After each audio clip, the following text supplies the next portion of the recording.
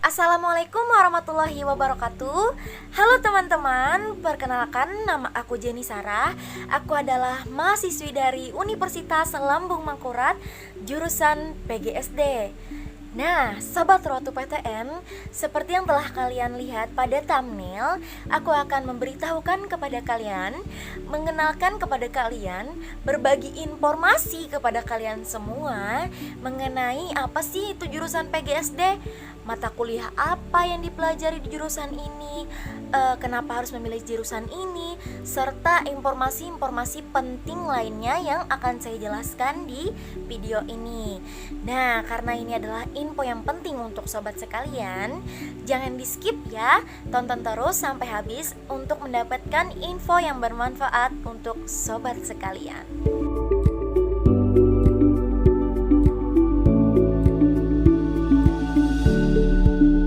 PGSD, yap, benar, ini merupakan singkatan dari Pendidikan Guru Sekolah Dasar.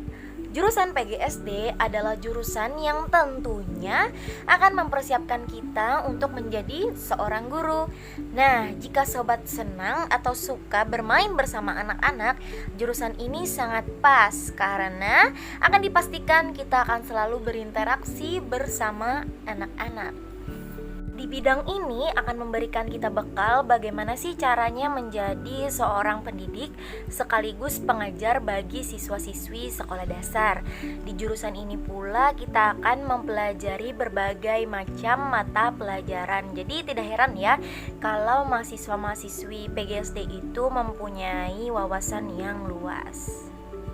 Selain pemahaman akademis, kita juga dituntut untuk memahami karakter dan pengembangan kepribadian seperti sikap santun, disiplin, pintar, dan berjiwa sosial. Nah, sehingga kita akan bertanggung jawab untuk membangun kepribadian siswa-siswa itu sejak dini. Nah, sampai sini apakah kira-kira Sobat PTN sudah tertarik untuk menempuh jurusan ini? Kalau belum, yuk kita masuk ke info selanjutnya, yakni mengenai mata kuliah apa aja sih yang dipelajari di jurusan ini. Pasti Sobat Rotu PTN bertanya-tanya, apakah pelajaran yang dipelajari di jurusan ini sama dengan pelajaran anak SD yang matematikanya hanya 1 tambah 1 sama dengan 2? Tentunya bukan. Karena di sini mengajarkan kita sesuai dengan jenjang pendidikan kita. Semua pelajaran akan kita pelajari, belajar mulai dari konsep dasar pendidikan sampai bagaimana melakukan pengembangan pembelajaran setiap mata pelajaran. Selain itu, belajar mengelola kelas, mengevaluasi kurikulum, menyusun bahan ajar, dan masih banyak lagi. Di jurusan ini kita tidak hanya akan belajar tentang teori saja, karena di jurusan ini juga ada prakteknya loh, yaitu program pengalaman lapangan atau PPL. Saat PPL kita akan benar-benar merasakan menjadi guru betulan, karena kita akan langsung terjun ke sekolah secara langsung untuk mengajar dalam waktu tertentu. Apalagi jika ditambah dengan organisasi-organisasi yang bisa membantu kita dan mengembangkan minat serta bakat yang kita miliki, sehingga bekal yang kita bawa untuk terjun ke dunia pekerjaan tuh sudah cukup matang dan banyak. Nah, seru kan? Ngomong-ngomong masalah organisasi, aku ada beberapa tips nih untuk sobat sekalian bagaimana cara aku membagi waktu kuliah dan organisasi yang aku ikuti supaya keduanya tetap berjalan dengan lancar. Memang ya bukan perkara yang mudah untuk membagi waktu kuliah dan organisasi. Namun kedua hal ini sangat penting loh teman-teman, karena ketika kita sedang menjadi mahasiswa, di samping ilmu pengetahuan yang baik akan sangat berguna jika diimbangi dengan soft skill.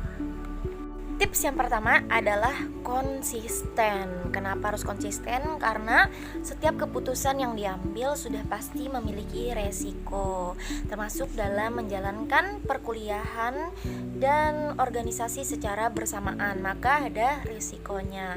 Yang paling banyak dikeluhkan yaitu mengenai waktu.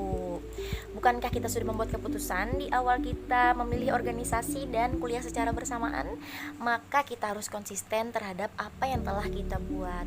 Rasa lelah, bosan, dan malas tentu akan selalu hadir sebagai tantangan. Jadi teman-teman, ingat ya, kita harus selalu konsisten.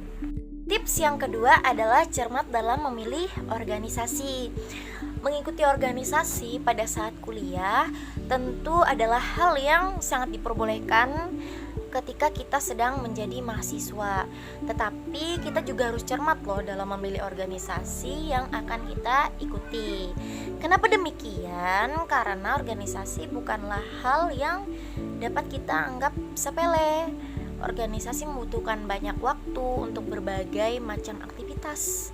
Bahkan kita harus merelakan waktu kuliah untuk beralih ke organisasi. Sebaliknya, kita bisa memilih organisasi sesuai bakat dan minat yang kita miliki.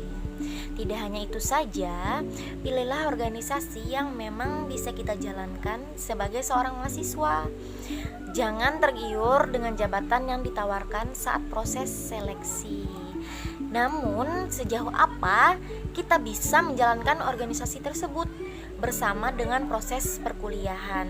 Hal itulah yang sangat penting tuh teman-teman. Tips yang ketiga adalah jangan menunda pekerjaan. Jadi teman-teman, ketika kalian diberikan pekerjaan atau tugas ketika kuliah, saya kira kita harus segera menyelesaikan tugas tersebut apabila kita memiliki waktu luang. Karena apa? Karena saat kita menjalankan organisasi, kita akan banyak pekerjaan yang akan diberikan, terlebih jika kita adalah orang penting dalam kepanitiaan tersebut. Jadi ingat ya teman-teman, jangan menunda pekerjaan. Tips yang keempat adalah disiplin pada waktu. Jadi teman-teman, jangan tunda pekerjaan dan disiplinlah pada waktu. Menjalankan perkuliahan serta mengikuti organisasi itu memang membutuhkan waktu yang banyak ya. Sebagai mahasiswa yang aktif pada organisasi, maka kita tidak bisa bersantai-santai. Menyimbangkan kuliah dan organisasi itu bukanlah hal yang mudah. Tetapi dengan disiplin terhadap waktu, maka kita bisa menjalankan keduanya. Nah, contoh teman kita tidak mengikuti organisasi seperti halnya kita. Jadi kita janganlah mudah tergoda oleh teman-teman kita yang sering mengajak kita bermain-main.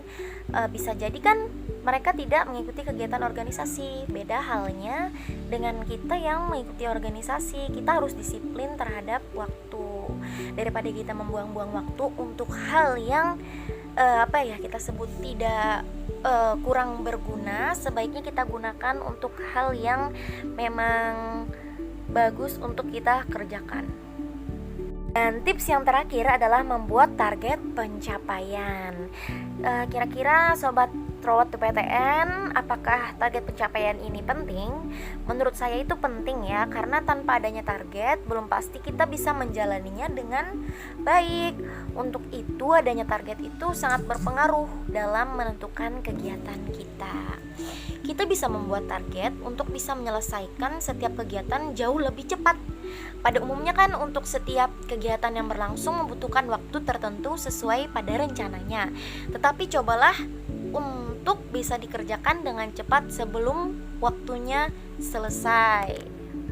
Nah, berikut tadi merupakan tips dari aku bagaimana sih cara aku membagi waktu kuliahku bersama dengan organisasi yang aku ikuti. Selanjutnya kita akan membahas mengenai kenapa sih kita harus memilih jurusan ini. Oh ya, sebelumnya aku mau bercerita nih kenapa aku jadi memilih jurusan ini. Sebenarnya ini juga merupakan dari dukungan keluargaku yang memang di lingkunganku ini ya juga kebanyakan memang menjadi seorang guru. Jadi setelah lulus SMA aku tuh bingung mau melanjutkan ke jenjang pendidikan apa. Dan aku dulunya memang tidak bercita-cita sama sekali ya menjadi seorang guru. Lalu aku dijelaskan mengenai hal-hal tentang menjadi guru. Nah, jadi dikarenakan dukungan keluarga inilah aku terjun ke dunia perguruan. Aku juga sangat yakin sih dengan keputusanku ini untuk memilih jurusan ini. Jadi jurusan ini memiliki peran penting dalam masa depan Indonesia. Sobat sekalian, nantinya akan menjadi jembatan menuju kesuksesan. Yap, sobat adalah pahlawan tanpa tanda jasa. Saat ini Indonesia membutuhkan tenaga-tenaga pengajar yang berkualitas, terutama untuk daerah di luar Pulau Jawa. Sangat menantang, bukan? Nah, jadi bagaimana nih? Apakah sobat tertarik untuk menggeluti jurusan ini? Oh ya sobat Rotu PTN, jikalau sobat ingin memilih jurusan di jenjang pendidikan perkuliahan, sebaiknya sobat diskusikan dulu ya bersama keluarga kalian. Karena sesuatu jika didiskusikan akan berdampak baik untuk kedepannya. Sepertinya cukup itu dulu yang dapat aku sampaikan. Apabila ada yang hendak kalian tanyakan, silakan tanyakan di kolom komentar ya. Oh ya sobatku sekalian, juga tetap jaga kesehatan kalian ya dengan mengikuti prokes yang telah diberikan, dengan menggunakan masker, mencuci tangan, dan menjaga jarak aman. Jika pengalaman adalah salah satu guru terbaik, maka menjadi seorang guru adalah salah satu pengalaman terbaik. Saya Jenny Sarah, wassalamualaikum warahmatullahi wabarakatuh.